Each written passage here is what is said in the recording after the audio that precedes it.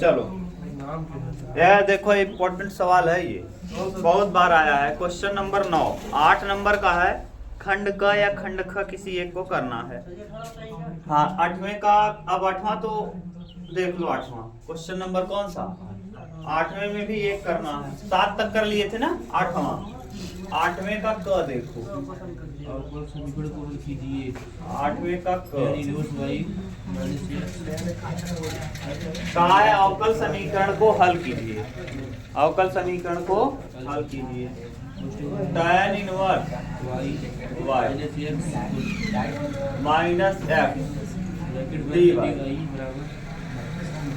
बराबर 1 plus y square और कोष्टक बंद dx है। अब देखो जरा ध्यान से, हम इसको dy को एक जगह लिख लेते हैं, dx को एक जगह। dy बटे dx बराबर 1 प्लस वाई स्क्वायर ऐसे रहेगा और बटे tan इनवर्स y और माइनस x। मैंने ये कहा था कि नीचे दो टर्म नहीं रहना चाहिए।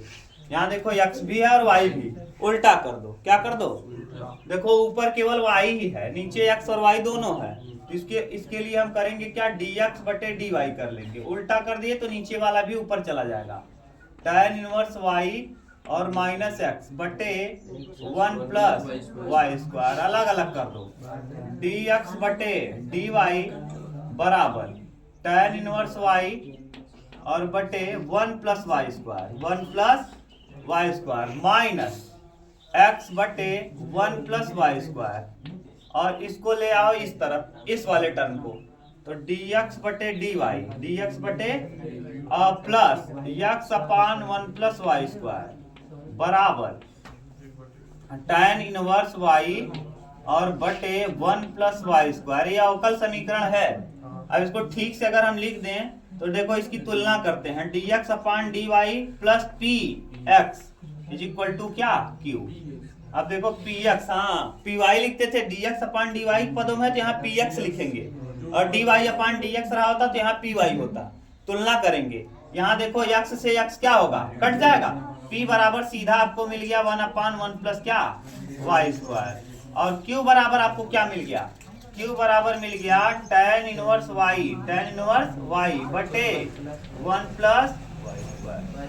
अब मैं आपको एक सूत्र बताया था कि पहले इंटीग्रेटिंग फैक्टर निकालेंगे। तो इंटीग्रेटिंग फैक्टर कैसे निकलता है आपको पता है। इंटीग्रेटिंग फैक्टर बराबर e के पावर इंटीग्रेशन p dy क्यों लिख रहे हैं? क्योंकि y के पदों में है। अब रखो यहाँ e के पावर ऐसे ही रहेगा इंटीग्रेशन p का वैल्यू बोलो, p का 1 अपान 1 प्लस वाई स्क्वायर और dy। अब अच्छा ये किसका सूत्र हो गया? tan का। तो e के पावर हो गया tan इनवर्स y। अब सूत्र क्या होता है? सूत्र होता है x इंटू इंटीग्रेटिंग फैक्टर। अगर y के पदों में आता तो y होता। x इंटू इंटीग्रेटिंग फैक्टर बराबर integration integration q into integrating factor और पूरे का क्या? अब y के सापेक्ष है तो dy।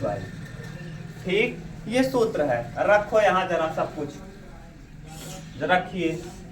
x को x रखेंगे, कोई बदलाव नहीं। इंटीग्रेटिंग फैक्टर आपने निकाला है e tan इनवर्स y बराबर q का वैल्यू बताओ भैया। tan इनवर्स y बटे 1 plus y square into integrating factor e के पावर tan इनवर्स y और dy। मान लेंगे tan इनवर्स y बराबर क्या? माना tan इनवर्स y बराबर क्या? t। tan इनवर्स y का अवकलन करिए 1 upon 1 plus y square. dy बराबर क्या? dt। बराबर तो dy बराबर हो जाएगा क्या? 1 प्लस वाई स्क्वायर और dt। 1 प्लस वाई स्क्वायर और क्या? dt। रख दो x इंटू e के पावर tan इनवर्स y और बराबर इंटीग्रेशन tan इनवर्स y को आपने t माना है और बटे 1 plus y square into e के पावर t इंटू dy बराबर 1 प्लस वाई स्क्वायर क्या? dt। अब देखो इससे ये क्या हुआ? कैंसिल हो गया। अब यहां से लगा दो इंटीग्रेशन t इंटू e के पावर t dt अब यहाँ आपको आइलेट पता है क्या, आइलेट, आइलेट मतलब इनवर्स, इनवर्स है नहीं, लॉगरिथम नहीं है, अलजेब्रा नहीं है, अलजेब्रा है, अलजेब्रा को हम प्रथम मान लेंगे, इसको द्वितीय मान लेंगे, कर दो। तो प्रथम, प्रथम माने कौन, टी, द्वितीय का अवकलन, प्रथम गुणे द्वितीय का समाकलन माइनस प्रथम का अवकलन, प्रथम का अवकलन टी का अवकलन करेंगे कितना, माइनस प्रथम का अवकलन टी का अवकलन 1 गुणे द्वितीय के समाकलन का समाकलन e के पावर t और प्लस क्या c, ये हो जाएगा x e के power tan inverse y, tan inverse y। यहाँ t का वैल्यू रख दो, t बराबर आपने क्या माना है, tan इनवर्स y, तो x e के पावर tan इनवर्स y बराबर tan inverse y, tan inverse y into e के power tan inverse y minus e के पावर tan इनवर्स y और प्लस क्या c। देखो tan इनवर्स y सब जगह है, e के पावर tan इनवर्स y यहाँ भी है, e के पावर tan इनवर्स y यहाँ भी है, e के पावर tan इनवर्स y यहाँ भी है। क्या होगा, कॉमन लेके कटा देंगे तो बचेगा क्या, यहाँ x बचेगा और यहाँ बचेगा क्या, tan inverse y, tan inverse y, यहाँ क्या कितना बचेगा 1 माइनस 1 और c के पास नहीं है तो c इंटू e के पावर माइनस में tan इनवर्स y। देख लो क्या दिया है,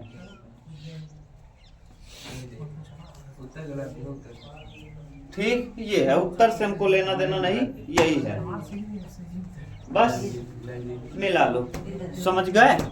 नेक्स्ट देखो, खींचना है क्या, खींच लो, ये मैंने बताया भी था यार जब पढ़ा रहा था, देखो यही वाला आया है, ये अब आप लोगों ने पढ़ा है पी वाला, और मैंने कहा था ये सबसे इम्पोर्टेंट है। उतारो उतारो जल्दी खींचो।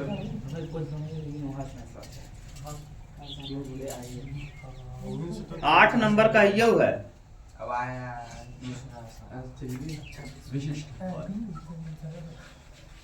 ना नहीं तो इतना ही छोड़ दोगे तब भी, कटा के छोड़ दोगे तब भी कोई दिक्कत नहीं।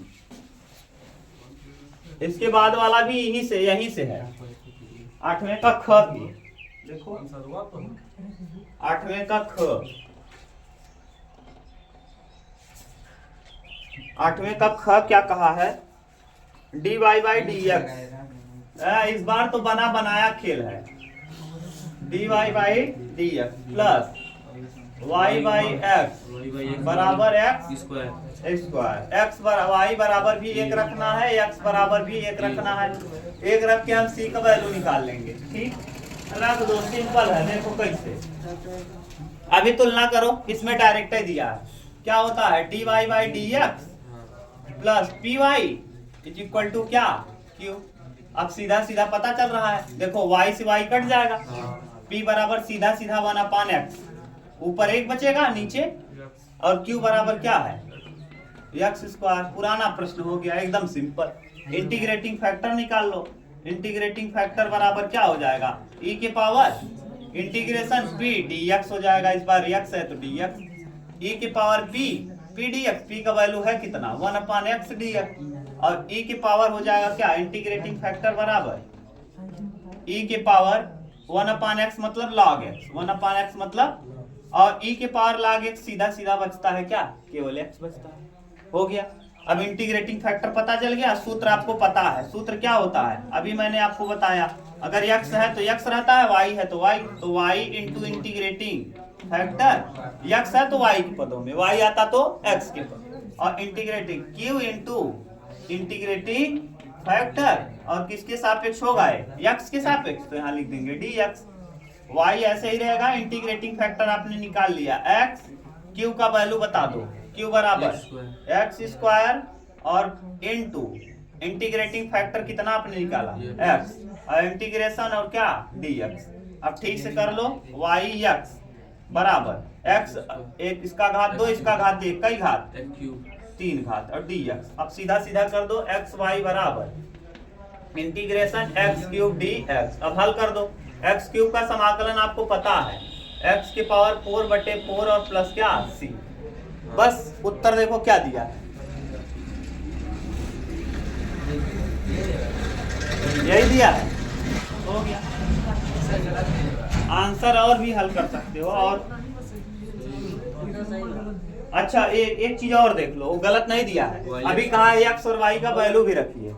एक्स का वैल्यू कहीं रखेंगे एक, वाई का वैल्यू भी कहीं रखेंगे एक, और बराबर एक्स की जगह कितना एक और बटे 4 और प्लस सी, यहाँ एक आ जाएगा बराबर 1/4 और प्लस सी, इधर भेज देंगे 1/4 को तो -1/4 बराबर सी। सी 4 क्या 4 में से एक जाएगा 3/4 आ जाएगा किसका वैल्यू सी का। यानी उत्तर क्या आ जाएगा भैया एक्स वाई बराबर एक्स की पावर 4/4 प्लस 1/3/4 लसा ले लो सबका, एक्स वाई ऐसे ही रहेगा ना, लसा हो जाएगा 4 तो एक्स की पावर 4 प्लस 3 और बटे 4 का तिरिया गुणा कर दो, एक्स की पावर 4 प्लस 3 बराबर 4xy। यही दिया है क्या, न दिया हो तो इसको पीछे कर दो कुछ अंतर।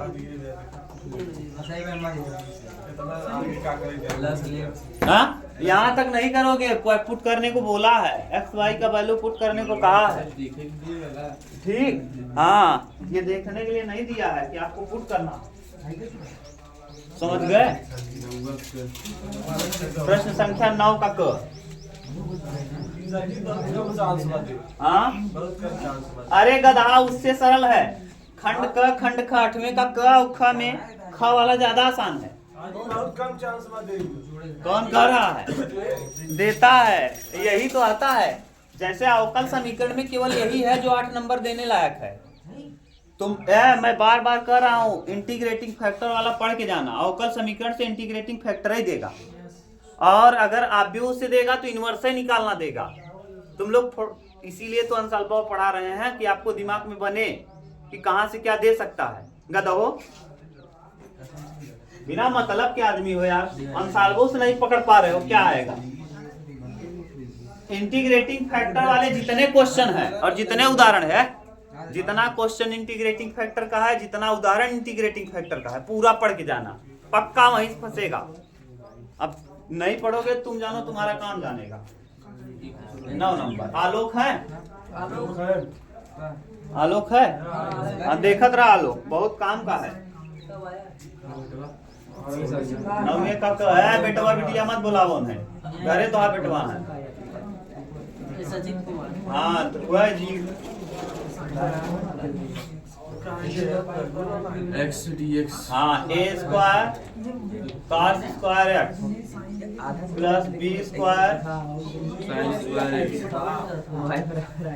हाँ है भैया, ये प्रगुण नंबर 4 दिख रहा है।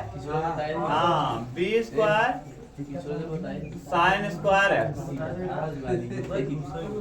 आप लगाएंगे कौन सा प्रगुण 4, 0 से a या f(x) dx, तो 0 से क्या लगता है। हाँ अगर ये लिमिट हो, प्रगुण 4 क्या कहता है,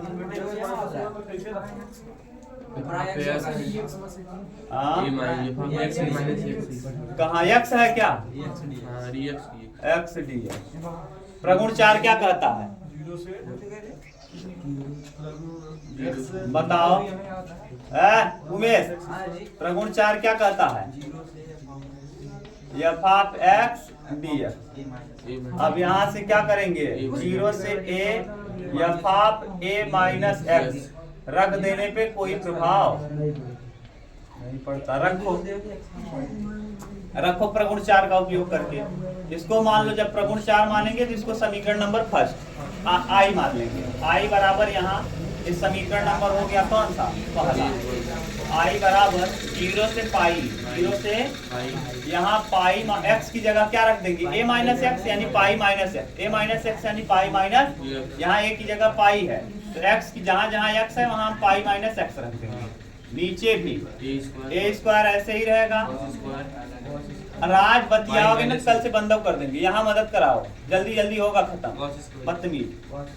cos स्क्वायर x की जगह क्या, पाई माइनस x। तुम लोग बात करते हो, बगल वाले लड़के भी बात करते हैं, हम पढ़ाते रहते हैं यहाँ बगल में बैठ के, क्या मतलब है। b square sine square pi minus, और क्या, अभी देखो पाई माइनस x ये तो नहीं बदलेगा। और cos 180 minus theta cos theta होगा कि साइन थीटा, कासा ही होगा। कहाँ माइनस में होगा, वर्ग करने पे क्या हो जाता है, पाई, अभी देखो हम बता भी दे रहे हैं। ये कौन सा चतुर्थांश है 180 माइनस थीटा, बताओ। 180 माइनस थीटा दूसरा चतुर्थांश, और दूसरे में साइन और कोसेक को छोड़कर बाकी सब ऋणात्मक होते हैं। तो इसका मतलब काश ऋणात्मक होगा, लेकिन वर्ग लगा है इसलिए क्या हो जाएगा, धनात्मक हो जाएगा। A square cos square X बदलेगा नहीं, और plus B square sine square X. Sine क्यों नहीं बदला, क्योंकि sine 180 minus theta sine theta ही होता है, और ये दूसरे चतुर्थांश में निगेटिव साइन निगेटिव नहीं होता, वर्ग है इसलिए पॉजिटिव भी हो जाएगा। ये साइन स्क्वायर छूट गया, साइन स्क्वायर क्या एक्स और क्या बी। समीकरण नंबर कौन सा, 2। समीकरण 1 और 2 को क्या करोगे, जोड़ दो। समीकरण नंबर 1 प्लस समीकरण नंबर कई, समीकरण 1 प्लस समीकरण नंबर 2। ठीक, समीकरण 1 और 2 को जोड़ दो, जोड़ो भैया।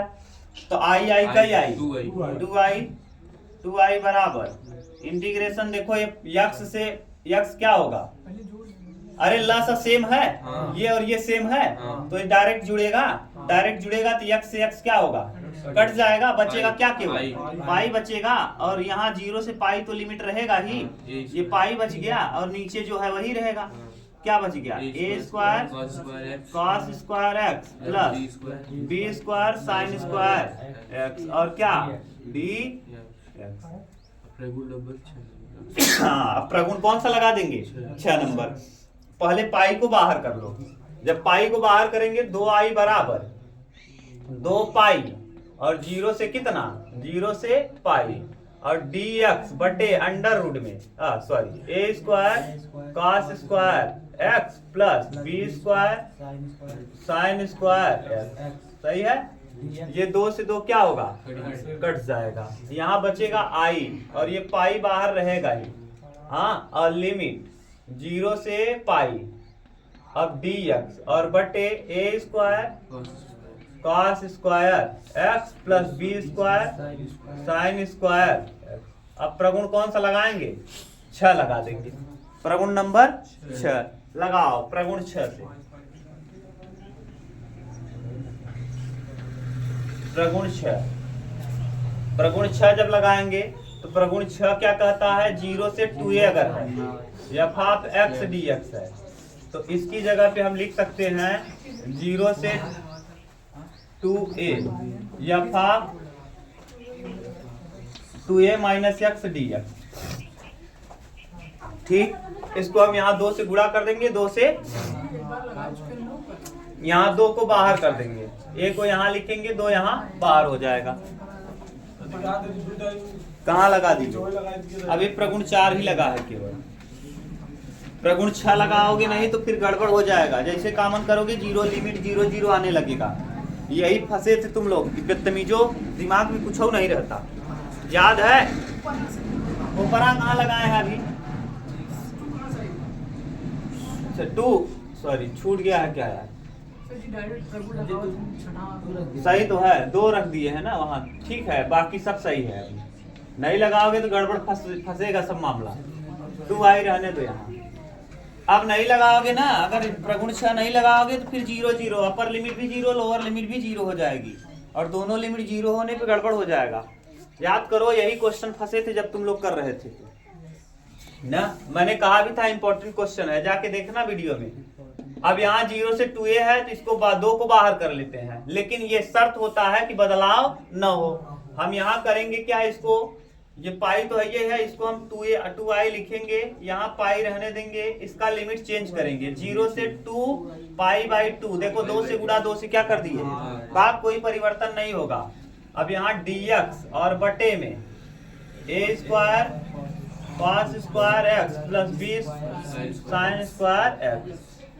अब हम अगर रखेंगे ना, यहाँ देखो 2a मतलब पाई बाई 2 रखेंगे, तो इसमें कोई बदलाव होगा नहीं, जो है वही है, अभी आपने देख भी लिया।